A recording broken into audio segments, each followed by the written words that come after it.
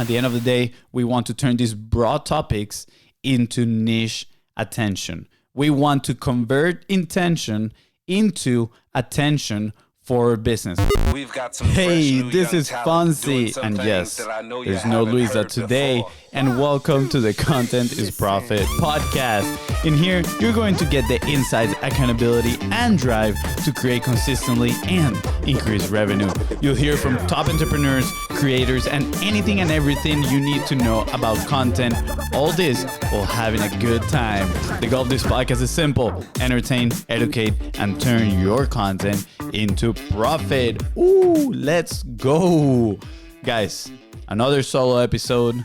And by solo, I mean 100% solo because my brother's not here today. He is being super dad. His wife is out in Europe enjoying life. She's like, I'm going to take a break from this whole madness. And she left him with the 2 babies. So I had to carry the whole company in my shoulders. You know, I'm a little sore right there. I've been carrying everybody. But today we're going to have an incredible time. We're going to be talking about leveraging trends to generate top of funnel attention. Who doesn't want top of funnel attention, huh? I'm sure you do. We do.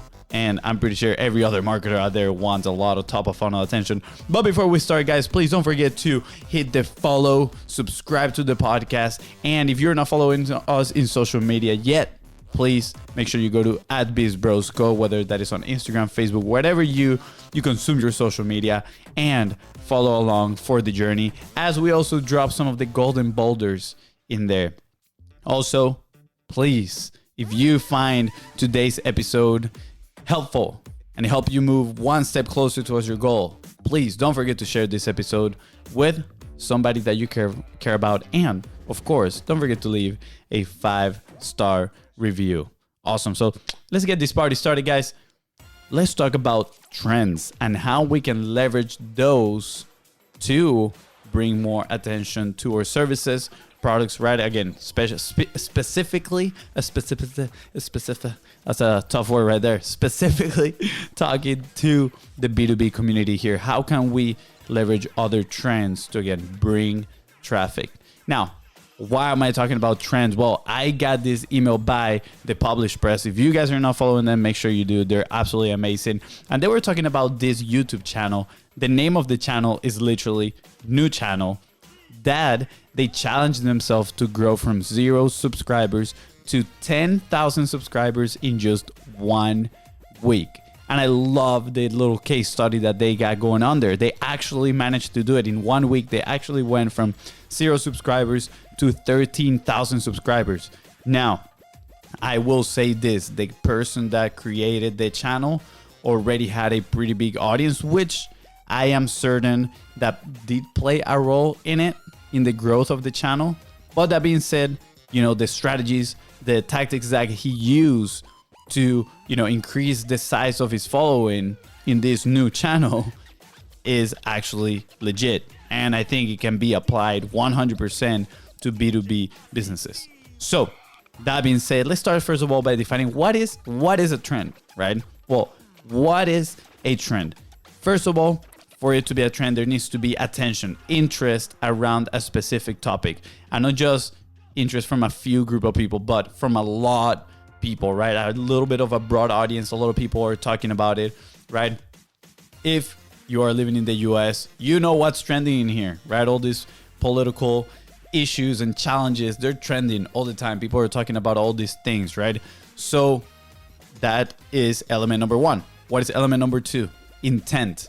People are actively searching for the topic, right? So again, going back to the political scene, people are searching to educate themselves, to find opinions of, you know, the experts on the topic, the people that they may follow. They want to know more. So we got attention, interest, and we got intent, search. And what is the third element that makes something a trend? And it is action. People start talking about it, sharing about it, commenting about it, right? And eventually, exponentially, actually, it just starts growing and growing and growing until it reaches that status of something being a trend. Now, are there specific numbers that define, hey, if it hits X amount of views, it is a trend? I don't think so. I think just to become a trend, it has to exponentially grow at a fast speed from in a very constrained, limited timeline. For example, right? Let's say something happens on Monday and by Friday everybody's talking about it. I think that is a trend, right? I'm gonna use an example of a creator on YouTube. Her name is Emma Chamberlain. I don't know if you're familiar with her, but she actually stopped publishing for a few months, and she actually came back last week. Within hours of her video being uploaded, she had millions of views, right? That is trending. People were talking about her in newsletters, right? Everywhere. So other people that were consuming, third-party, content creators, let's call it that way, third-party content creators, people started referring back to Emma and started going and searching for her and then talking about her being back on YouTube. That is what I consider a trend. Now, what is the goal of riding the trend? What do we want to do? Why do we want to hold on to these waves of topics? Well, very simple. Generate top of funnel attention. It's not about immediately converting people into customers, right? It's about generating top of funnel attention of the right person, right? The right prospect. We want to talk to the right person. So now that we know what is a trend and what is the goal of us riding that wave, riding that trend, why don't we dive into a few examples here? Example number one is the one that the little case study I shared with you, right? Of the new channel. Again, I find it hilarious that they actually called this new channel. They actually leverage the attention that another YouTuber was generating. His name is Ryan Traham, and he actually created this series on, I think it's a 30-day series, if I'm not mistaken, where he takes 1 penny, and only with 1 penny he has to make his way across the country to meet another one of the biggest creators on YouTube, aka Mr. Beast. We've talked about him a few times.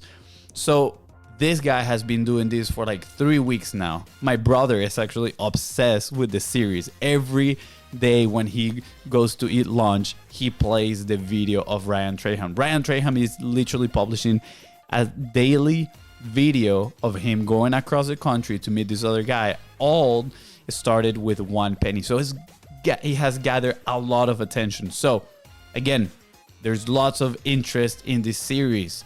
Now, after the interest started exploding, people started talking about it, right? There's a lot of action. And then there's people on the outside, right, that are consuming other news. It could be Twitter, it could be Instagram stories, right? Whatever.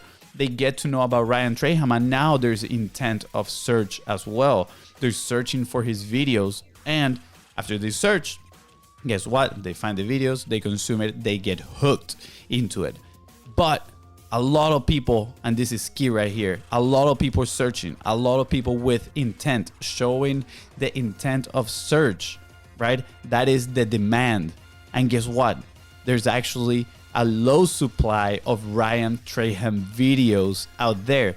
I mean, you look for Ryan Traham and sure, you're gonna find him, the creator, and all his videos and his library of content, but you're gonna find very few others creators talking about Ryan Traham. And that's the key to leverage the attention of these trends. You need to find something that is trending, that there's high demand, right? Again, a lot of intent, a lot of search intent, but there's low supply on the content at the moment. That is the perfect time for you to take advantage on a trend. Now, if there's no low supply of this type of content that people are, intentionally looking for, does that mean you're gonna stop riding that trend? I'll say go for it still. You can always capture a little bit of that marketplace, if we want to put it that way. So with Ryan Traham, in this example specifically, there's a high demand for the series, but again, very low supply of videos about him. So the new channel actually decided to hang on to that, and literally in the first week they started publishing YouTube shorts. Again, this is videos of less than a minute. They published between 3 and 5 every single day, and all of them were talking about Ryan Traham, right? The creator actually was very creative, and he used Legos to kind of do a little stop motion movie and talk about Ryan Traham. He also uses videos to make this is very, very clickbaity, but he would make these kind of like claims like, oh, Ryan Traham is faking this.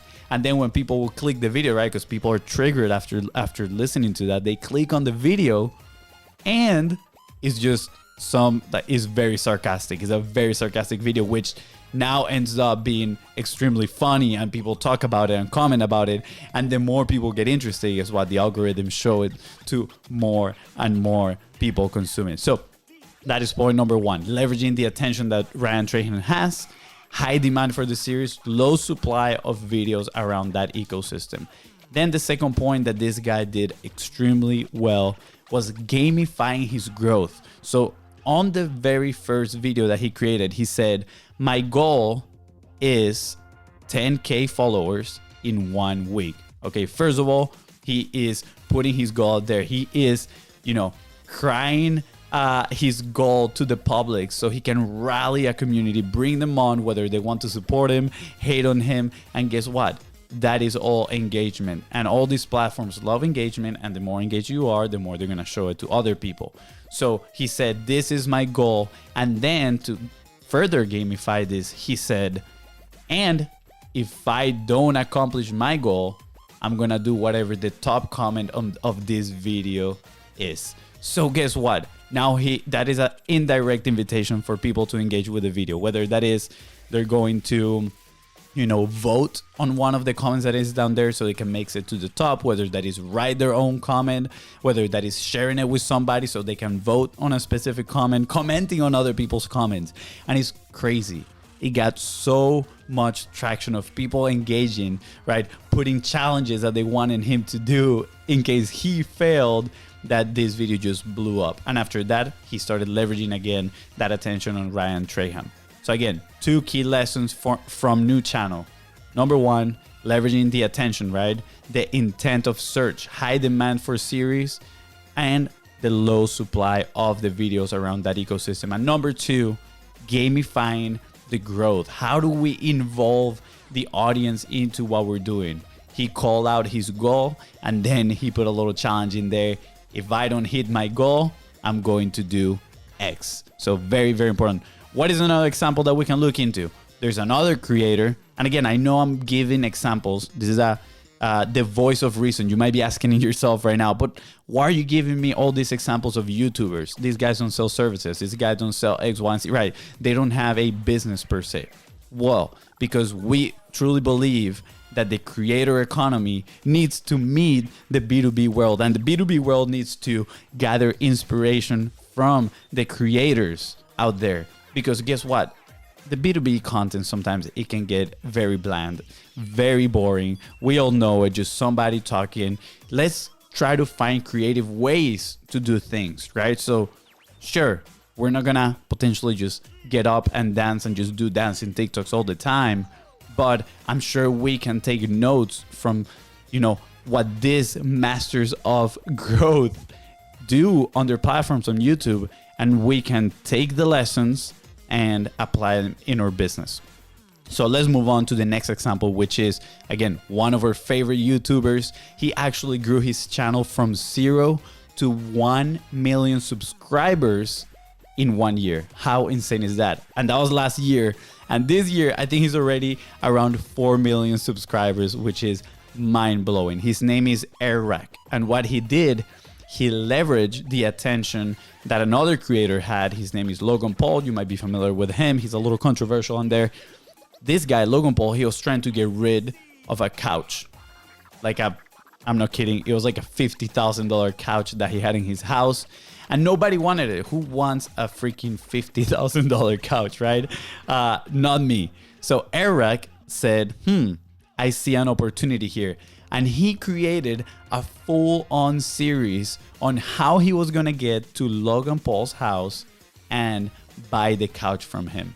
The series was an absolute success. It had him, kind of like sneaking into events, sneaking actually into Logan Paul's house through a moving company. All these crazy things just to buy the couch from Logan Paul. And guess what? Since a lot of people were searching for Logan Paul, there was a lot of intent. He was, he was leveraging that intent into his own viewership. Incredible move. It was absolutely epic. So why can't we learn from there? If you also notice, they're doing series, right? So what type of series can we create? For example, we got Content is Profit. That is our own series, right? We do the show consistently. And that is the other thing. You got to be consistent, because you're not going to do one video off of a trend and, maybe you get a few more views than usual. You get a few more attention than usual. But that doesn't mean that is the end of it.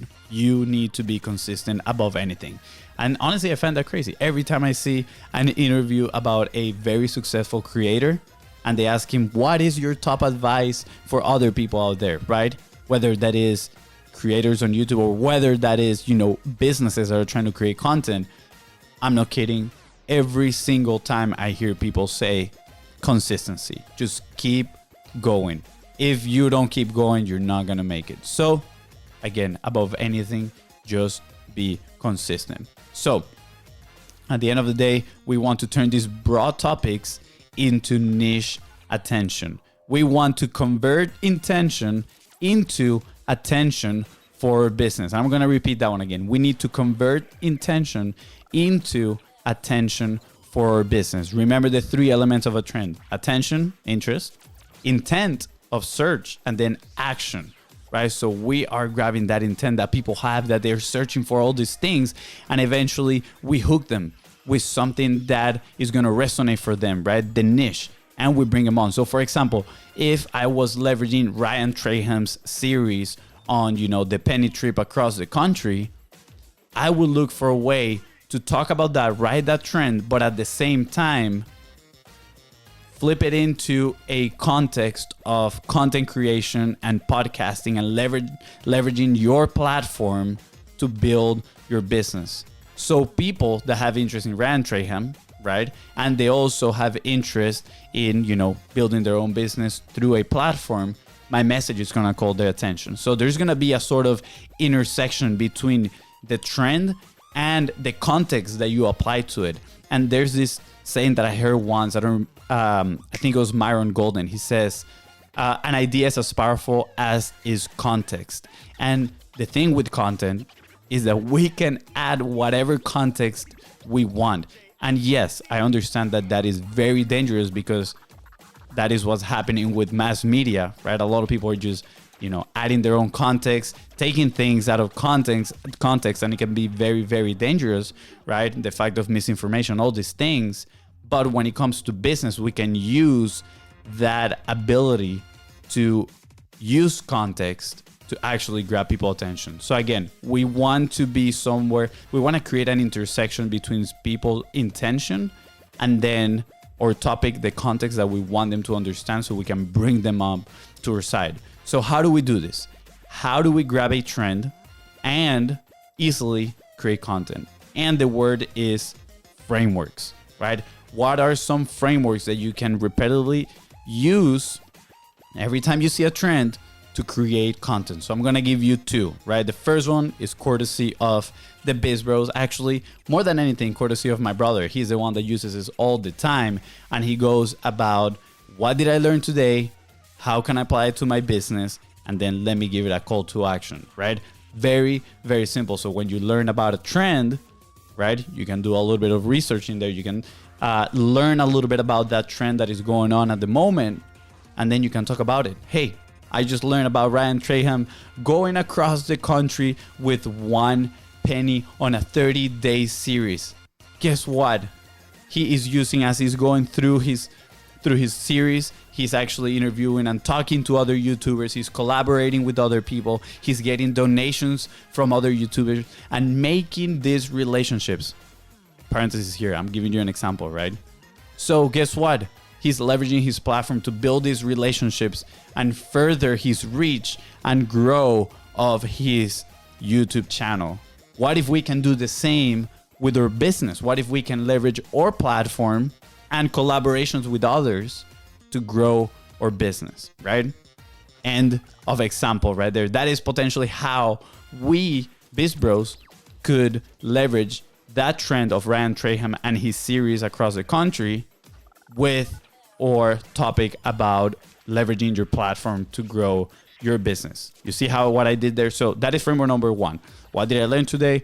How can I apply this to my business? And then give a call to action. I personally didn't give a call to action in this example, but imagine at the end, I just add, if you want to know a little bit more about how to build your own 6-figure platform that can help you leverage your relationships and turn your network into your net worth, right? Just give me a message and I can help you out. Now, what is framework number 2? And framework number 2 is courtesy of Justin Welch. He is huge on LinkedIn. I really enjoy his post. And he shared this one day that I was like, this is very powerful because you can turn just one idea into 5 different things, right? And we all know that, yes, we do need volume. Yes, we do need quality as well. But guess what? We live in a noisy world and we need volume. And if you want to fight that idea, come at me. I'm more than open to discuss about the importance of volume in content. Now, this is what we're going to do. Once you get your idea, aka the trend that you want to ride, we are going to do these 5 different pieces of content, or you can just pick one of these 5 if you don't want to overwhelm yourself. Number 1 is we're going to teach something. So guess what? Through observing Ryan Traham, I can potentially conclude that the power of this is the collaboration and donations aspects that he has of it that are creating a ripple effect through YouTube so he can bring more attention. So I can teach about that. Maybe I can do an observation, right? I can talk about a very specific thing that happened in the series and I can do the observation and again, just tie it back to my business. I can have a contrarian thought. What can I say that I believe, of course, and within, your morals and your values, don't be lying around there. But what can I say that is an opposite point of view that can catch people's attention? Again, that specifically catches a lot of people's attention. The 4th one is, can I create a listicle, right? For example, these are the top 5 elements of Ryan Traham's success in his campaign across the country, right? And then I can list them in there. Or these are the 5 elements from Ryan Traham campaign across the country, specifically for B2B podcasters. And then I can name my teachings in there. And the very last one is analyze. Analyze what is happening. Just go a little bit in depth. So if you want to learn more about this house, about these frameworks, feel free to reach out at BizBrosCo on Facebook, on Instagram. I'm here to help you out and answer any question that you may have. Also, let me know if you enjoyed this type of episodes because we've been listening from a lot of you guys that you guys want to hear more about us and about the things that we're learning. And honestly, I really enjoy doing this type of episodes. I love doing research. I love learning and I love kind of like connecting our knowledge. Again, that intersection, right? Adding our context, adding our knowledge, adding the lessons and experience that we've had to be able to share with you so you guys can learn and move your business forward. So please let me know if you enjoyed this type of episodes. Also, don't forget to leave a 5-star review. And with that being said, I actually hit the wrong button. You can tell my brother is the one that controls the sounds. There we go, guys. Thank you so much for tuning into Content is Profit podcast. I'll be back with you in 2 more days. Hopefully we can have my brother back here with me. If you enjoyed this episode, please don't forget to share it and leave a 5-star review. See ya.